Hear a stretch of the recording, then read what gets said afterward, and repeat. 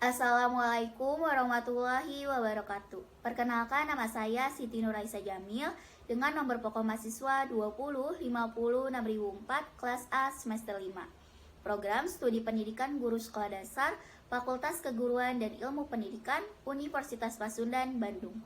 Pada kesempatan kali ini saya akan menampilkan sebuah video pembelajaran konstruktivistik dan behavioristik di sekolah dasar baik kelas tinggi ataupun kelas rendah, untuk memenuhi salah satu tugas mata kuliah inovasi pembelajaran IPS sekolah dasar dengan dosen pengampu Bapak Dr. Abdul Mukmin Saud, SOS MPD. Selamat menyaksikan. Assalamualaikum warahmatullahi wabarakatuh. Halo, apa kabar teman-teman? Kami dari kelompok 1 yang beranggotakan Dita Aulia, Erli Nikmah, Elvara Surya, dan Era Melani.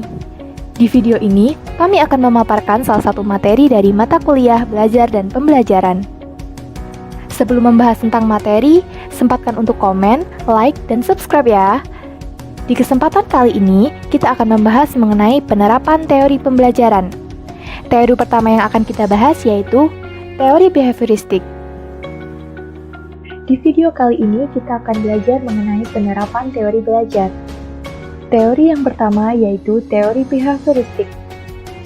Sebelum kita melangkah lebih jauh, kita pahami dulu yuk, apa sih pengertian dari teori behavioristik? Teori behavioristik adalah perubahan tingkah laku sebagai akibat dari adanya interaksi antara stimulus dan respon. Contohnya, seseorang dianggap telah belajar sesuatu jika ia dapat menunjukkan perubahan tingkah lakunya. Seperti ketika siswa belum dapat berhitung perkalian, walaupun ia sudah berusaha giat dan gurunya juga sudah mengajarkan dengan tekun, namun jika anak tersebut belum dapat mempraktikkan perhitungan perkalian, maka ia dianggap belum belajar. Mengapa? Karena ia belum dapat menunjukkan perubahan perilaku sebagai hasil dari belajarnya. Lalu, apa itu stimulus dan respon? Stimulus adalah apa saja yang diberikan guru kepada siswa, misalnya daftar perkalian, alat peraga, pedoman kerja, atau cara-cara tertentu untuk membantu belajar siswa. Sedangkan respon adalah reaksi atau tanggapan siswa terhadap stimulus yang diberikan oleh guru. Menurut teori behavioristik, apa saja yang diberikan guru merupakan stimulus dan apa saja yang dihasilkan siswa merupakan respon. Semuanya harus dapat diamati dan dapat diukur. Sebab, teori ini mengutamakan pengukuran. Pengukuran dianggap penting karena untuk melihat terjadi tidaknya perubahan tingkah laku tersebut. Selanjutnya, ada faktor lain yang juga dianggap penting oleh teori behavioristik, yaitu faktor penguatan atau reinforcement. Penguatan adalah apa saja yang dapat memperkuat timbulnya respon. Faktor penguatan atau reinforcement terdiri dari dua jenis. Bila penguatan ditambahkan atau positive reinforcement, maka respon akan terlihat semakin kuat. Begitu juga bila penguatan dikurangi atau negative reinforcement, respon pun akan tetap dikuatkan.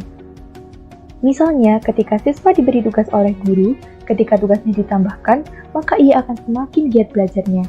Maka penambahan tugas tersebut merupakan penguatan positif atau positive reinforcement dalam belajar. Bila tugas-tugas dikurangi dan pengurangan ini justru meningkatkan aktivitas belajarnya, maka pengurangan tugas merupakan penguatan negatif atau negative reinforcement dalam belajar. Lalu, siapa sih tokoh-tokoh terkenal dalam teori behavioristik? Yang pertama, ada Edward Lee Thorndike. Beliau adalah salah satu pendiri aliran tingkah laku atau teori behavioristik.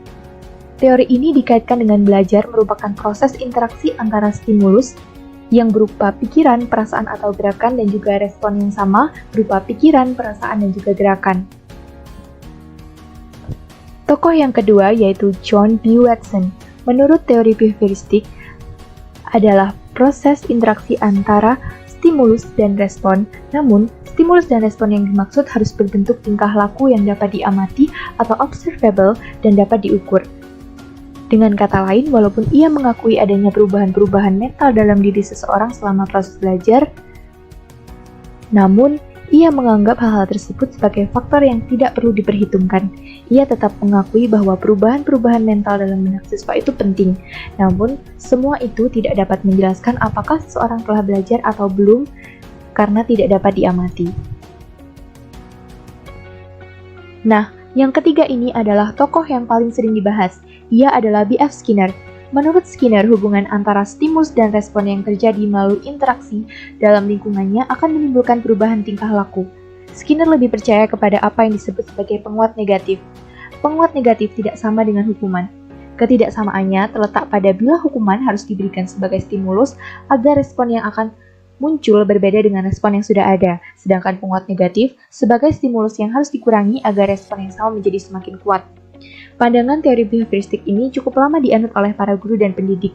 Namun, dari semua pendukung teori ini, teori Skinner lah yang paling besar pengaruhnya terhadap perkembangan teori belajar behavioristik. Program-program pembelajaran seperti teaching mesin, pembelajaran berprogram, modul, dan program-program pembelajaran lain yang berpijak pada konsep hubungan stimulus-respon, serta mementingkan faktor-faktor penguat atau reinforcement, merupakan program-program pembelajaran yang menerapkan teori belajar yang dikemukakan oleh Skinner. Dalam perkembangannya, teori behavioristik juga memiliki kekurangan dan kelebihan. Kekurangan teori behavioristik yang pertama, pembelajaran peserta didik hanya berpusat pada guru. Peserta didik hanya mendapatkan pembelajaran berdasarkan apa yang diberikan oleh guru. Mereka tidak diajarkan untuk berkreasi sesuai dengan perkembangannya. Peserta didik cenderung pasif dan merasa bosan dengan pembelajaran seperti ini. Kedua, peserta didik hanya mendengarkan dengan tertib penjelasan guru. Pembelajaran seperti ini bisa dikatakan pembelajaran model kuno atau tradisional karena hanya menghafalkan apa yang didengar dan dipandang sebagai cara belajar yang efektif. Penggunaan hukuman biasanya sebagai salah satu cara untuk mendisiplinkan dalam penerapan pembelajaran ini. Ketiga, peserta didik tidak bebas berkreasi dan berimajinasi. Karena menurut teori ini, belajar merupakan proses pembentukan yang membawa peserta didik untuk mencapai target tertentu. Apabila teori ini diterapkan terus-menerus tanpa ada cara belajar lain, maka bisa dipastikan mereka akan merasa tertekan, tidak menyukai guru, dan bahkan menimbulkan kemalasan untuk belajar. Selain kekurangan, teori ini juga memiliki kelebihan. Kelebihan teori behavioristik. Yang pertama, teori ini sangat cocok untuk memperoleh kemampuan yang membutuhkan praktek dan juga pembiasaan. Dengan bimbingan yang diberikan secara terus-menerus akan membuat peserta didik paham sehingga mereka bisa menerapkannya dengan baik. Kedua, materi yang diberikan sangatlah detail. Hal ini adalah proses memasukkan stimulus yang dianggap tepat, di mana dengan banyaknya pengetahuan yang diberikan, diharapkan peserta didik memahami dan mampu mengikuti setiap pembelajarannya.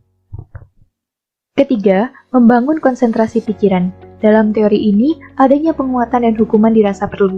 Penguatan ini akan membantu mengaktifkan siswa untuk memperkuat munculnya respon. Hukuman yang diberikan adalah hukuman yang sifatnya membangun sehingga peserta didik mampu berkonsentrasi dengan baik.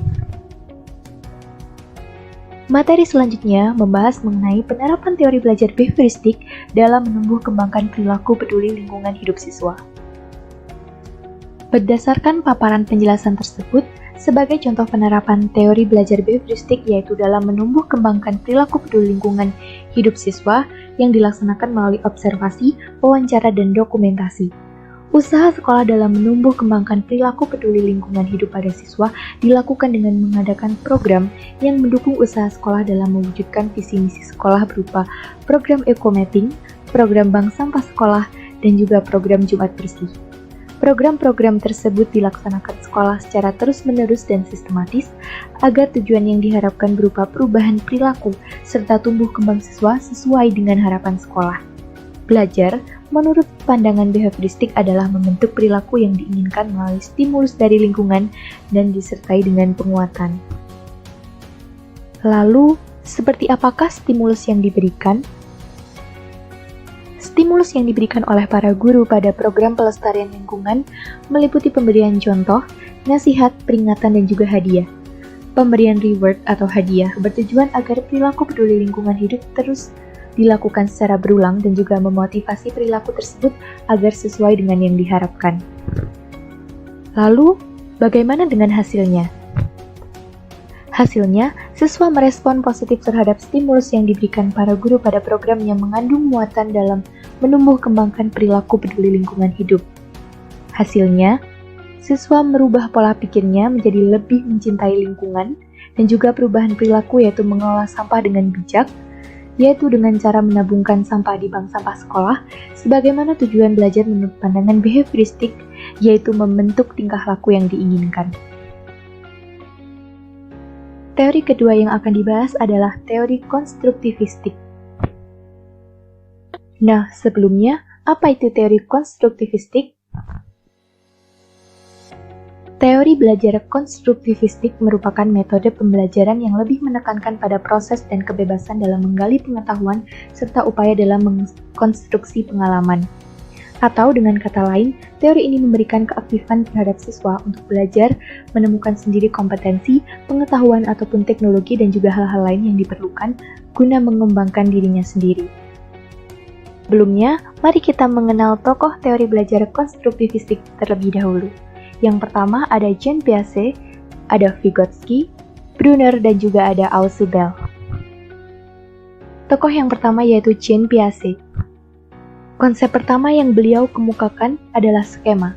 Skema bukanlah benda nyata yang dapat dilihat, melainkan suatu rangkaian proses dalam sistem kesadaran manusia yang tidak memiliki bentuk fisik dan juga tidak dapat terlihat. Skema merupakan hasil kesimpulan atau bentukan mental, konstruksi, hipotesis, kreativitas, kemampuan, dan juga naluri. Kedua, asimilasi. Asimilasi adalah proses kognitif yang dengannya seseorang mengintegrasikan persepsi, konsep, atau pengalaman baru ke dalam skema atau pola yang sudah terbentuk dalam pemikirannya. Asimilasi dapat dipandang sebagai suatu proses kognitif yang menempatkan dan mengklasifikasikan kejadian atau rangsangan yang baru dalam skema yang telah ada. Asimilasi tidak menyebabkan perubahan skema, melainkan memperkembangkan skema dari yang sudah ada sebelumnya. Ketiga, akomodasi.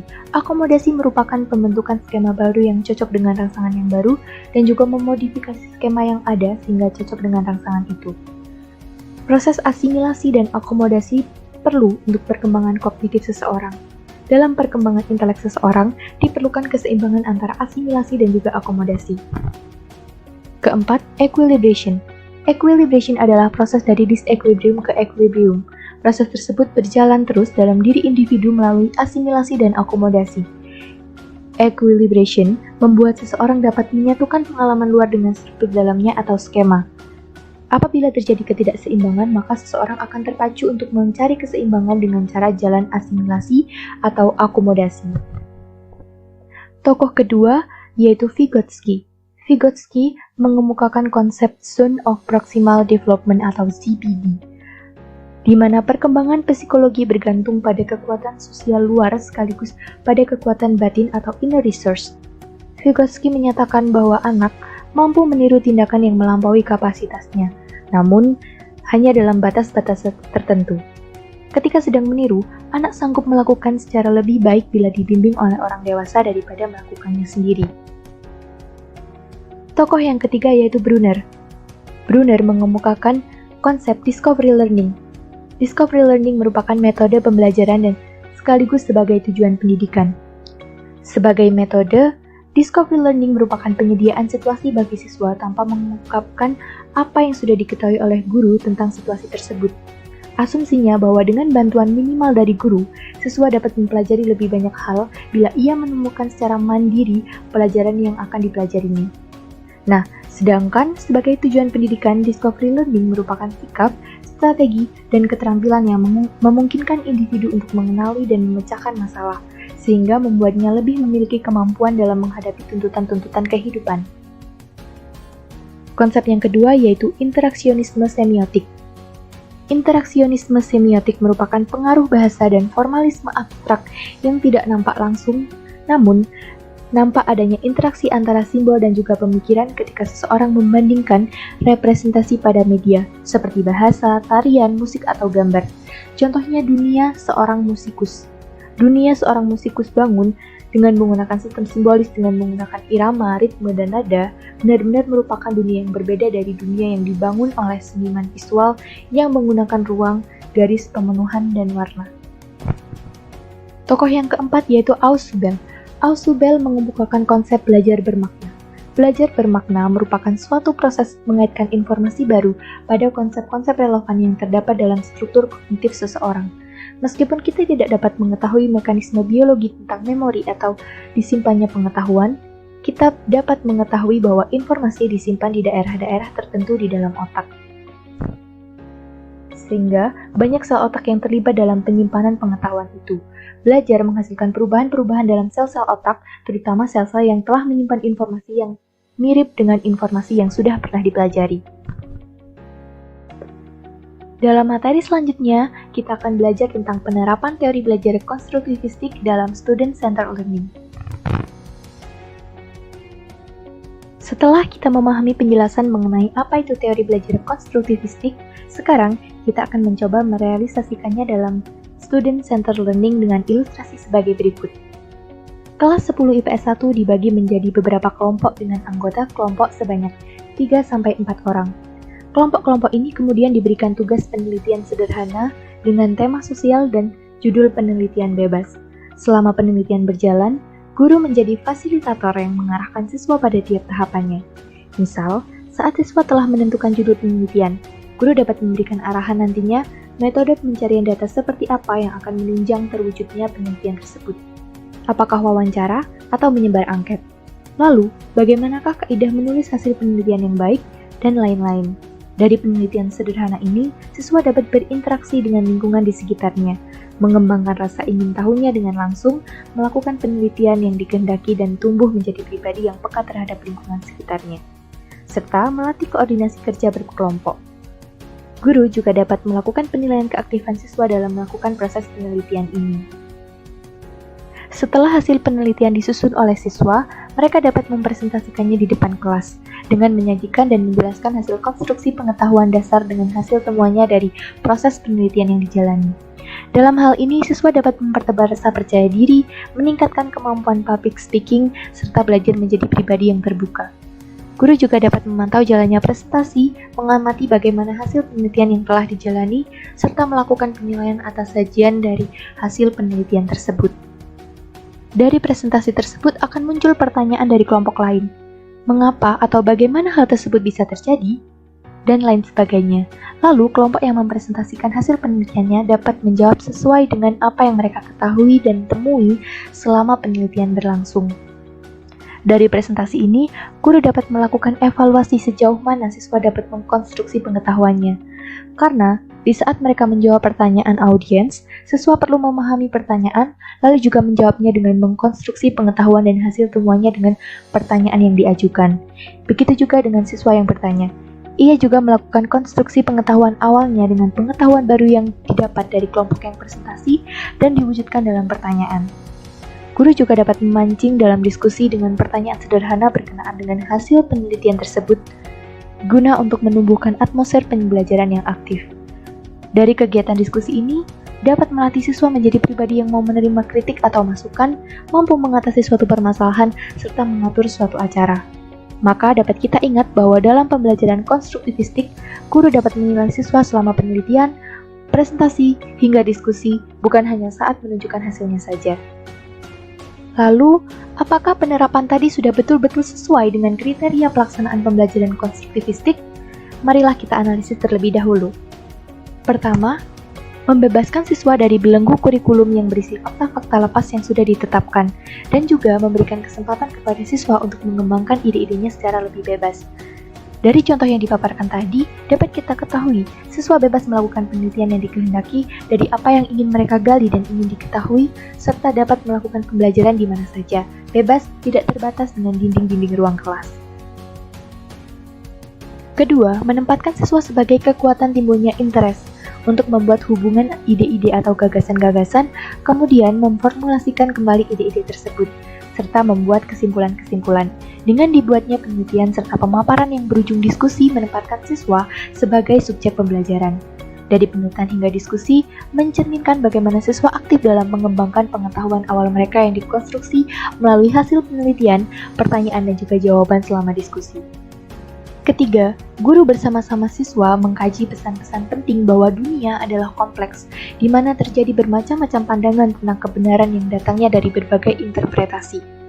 Dari ilustrasi tadi, guru mencoba menjadi pendengar yang baik dengan menyimak presentasi siswa, dan apabila ternyata dalam penelitian terdapat hal yang baru atau menarik untuk didiskusikan bersama, maka guru dan siswa 10 IPS 1 dapat mendiskusikan mengapa hal tersebut bisa terjadi. Tidak serta-merta guru membenarkan atau menyalahkan, tetapi melalui proses diskusi ini, guru dapat mengarahkan pandangan siswa dengan berlandas pengalaman dan pengetahuan guru yang lebih baik daripada siswa. Keempat, guru mengakui bahwa proses belajar serta penilaiannya merupakan suatu usaha yang kompleks, sukar dipahami, tidak teratur, dan tidak mudah dikelola. Maka, meski dalam hal ini siswa bergerak aktif, bukan berarti guru lepas tangan.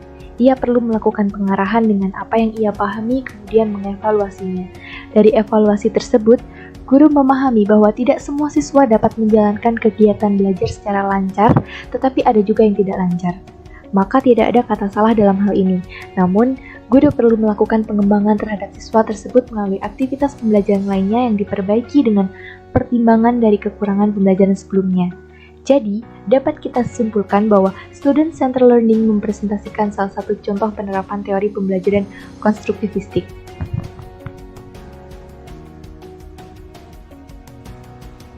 Sekian pemaparan materi dari kami kelompok 1 mengenai materi penerapan teori pembelajaran. Thank you for watching. Wassalamualaikum warahmatullahi wabarakatuh. Bye-bye.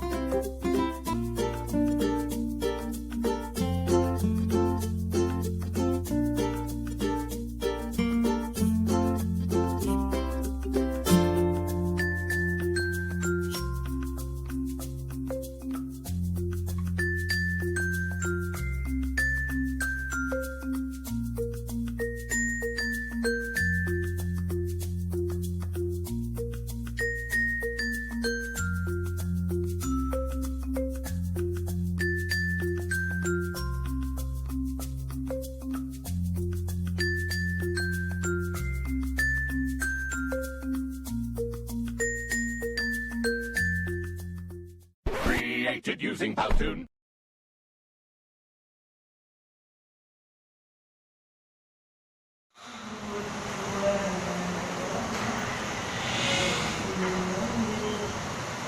Selamat pagi anak-anak. Pagi Pak. Ya, baik. Bagaimana kabarnya anak-anak? Baik. Baik, Bapak mulai. Assalamualaikum warahmatullahi wabarakatuh. Waalaikumsalam warahmatullahi wabarakatuh. Ya, sebelum pembelajaran Bapak mulai, Bapak akan mengabsen anak-anak terlebih dahulu. Nanti yang masuk silakan untuk mengajukan tangannya ya.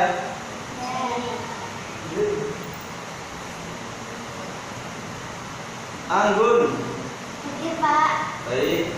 Cindy. Hadir Pak. Nifta.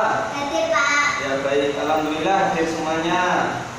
Ya, untuk pertemuan pada hari ini Bapak akan membahas mengenai selalu hemat energi.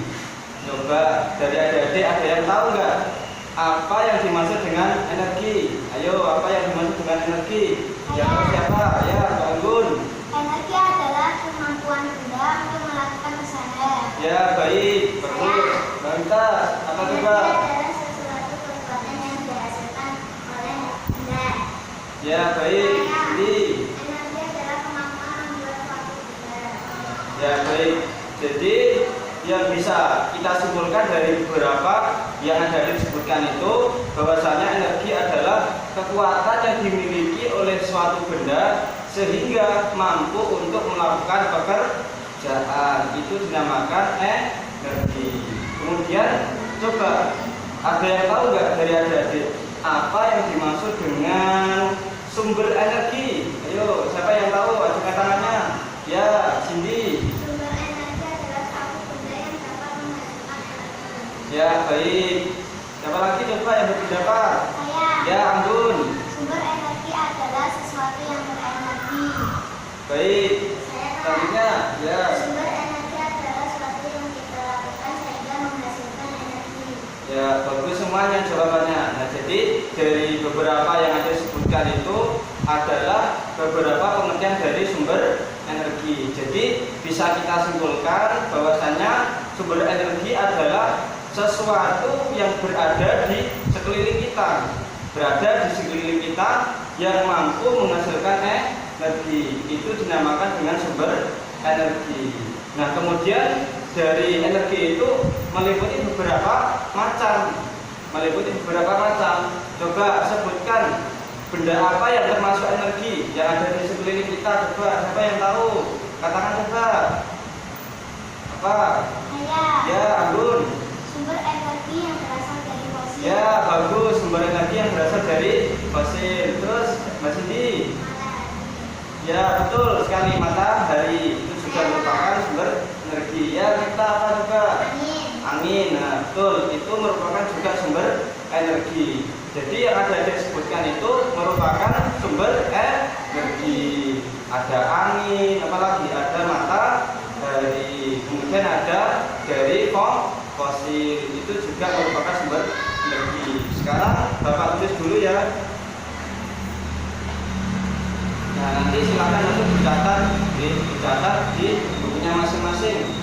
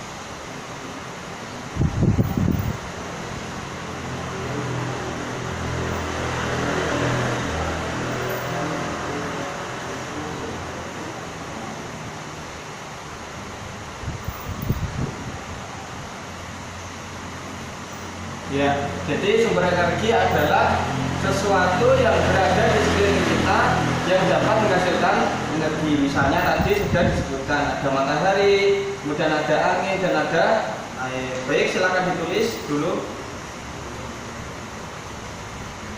Silakan ditulis dulu.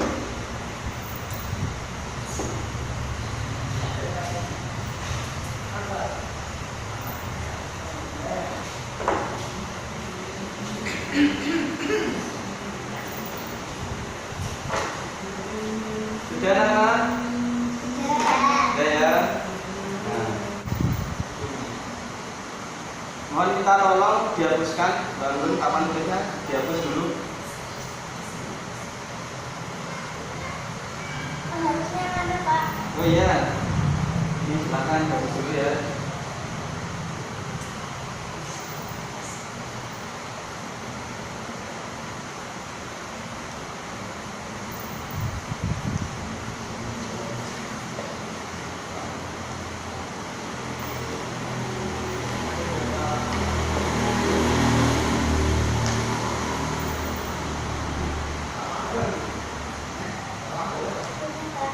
Ya, terima kasih.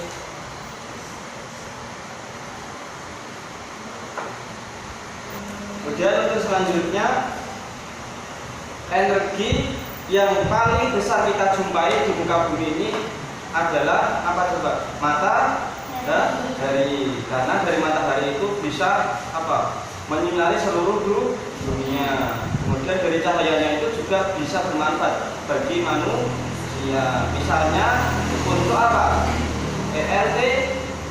PLTS yaitu apa? Pembangkit listrik tenaga surya. Nah, dari PLTS itu sehingga kita dapat memanfaatkannya, misalkan untuk tenaga listrik. Jadi dari tenaga surya itu berubah menjadi tenaga listrik, sehingga dari tenaga listrik itu bisa bermanfaat bagi kita semua. Ayo coba manfaat dari energi listrik. Ayo yang tahu siapa? Silakan angkatkan tangannya. Saya. Ya, anggun. Pak. Menyalakan TV. Dapat menyalakan televisi. Terus, Bamita apa? Digunakan untuk menyetrika. Menyetrika, ya bagus. Ya, Sendi ya Pak. Dapat digunakan untuk menyalakan radio. Nah, itu beberapa contoh yang dapat kita manfaatkan dari energi listrik. Nah, dalam penggunaannya tentunya kita juga harus hemat energi, karena energi itu juga akan habis. Kalau tidak kita hemat, maka lama-kelamaan akan habis. Coba sebutkan bagaimana caranya kita menghemat energi. Ayo yang bisa coba, silakan acungkan tangannya. Saya. Ya, Gun. Mematikan lampu jika tidak digunakan. Ya, mematikan lampu jika tidak digunakan. Selanjutnya, ya, Mbak Cindy. Mematikan kipas angin jika tidak digunakan. Ya, kita mematikan TV jika tidak digunakan. Nah, itu beberapa tips kita untuk selalu hemat energi. Karena apa? Kalau kita mau hemat energi listrik, berarti otomatis kita menghemat biaya. Kalau kita tidak mau menghemat energi listrik, berarti kita pemborosan di dalam biaya. Biaya yang keluarkan kita semakin besar, karena dalam pemakaian energi listrik kita juga besar. Coba ada yang ditanyakan nggak dari pembelajaran yang Bapak sampaikan, mulai dari pengertian, terus manfaatnya, kemudian kekurangannya, kelebihannya, kemudian contoh-contohnya, kira-kira ada yang ditanyakan nggak? Tidak. Ya udah bisa semua ya. Ya, alhamdulillah. Kiranya itu yang bisa Bapak sampaikan. Semoga beberapa materi yang Bapak sampaikan juga bisa bermanfaat bagi Anda semua. Bapak minta maaf apabila banyak salahnya. Bapak akhiri, wassalamualaikum warahmatullahi wabarakatuh. Waalaikumsalam warahmatullahi wabarakatuh.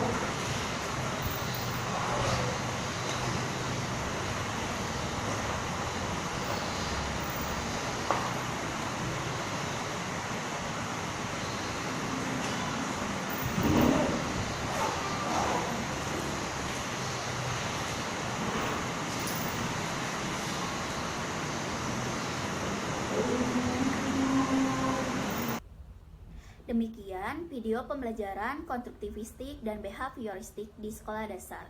Saya memohon maaf apabila ada kesalahan dalam ucapan dan perkataan yang kurang berkenan. Mohon dimaafkan. Akhir kata dari saya, wassalamualaikum warahmatullahi wabarakatuh.